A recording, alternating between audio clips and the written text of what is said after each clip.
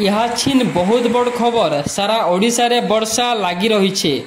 उत्तर पश्चिमार उपकूल ओडिशा रे आज जोरदार वर्षा होउछे। पाणीपाग सूचना हिसाब रे आर 2 दिन वर्षा लगी रहबा।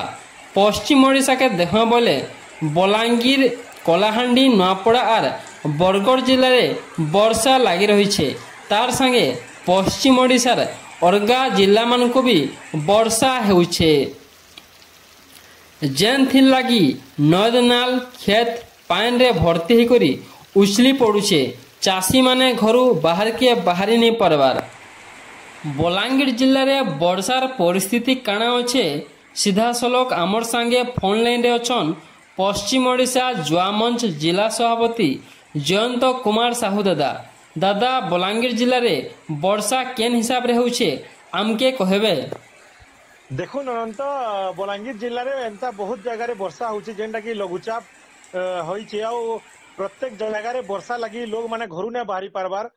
लोकंकर माटिर घर माने जेन रहिछे से घर माने भी धसकी बसलानो। एंता अनेक गाँ रहिछे अनेक टाउन माने रहिछे जेन जगह रे पूरा नाला माने परिपूर्ण होई सालानो केनाल माने पूरा भरी गलानो। एतकी वर्षा होउछे जे लोग माने घरु बाहर बार मुश्किल हो जाइछे।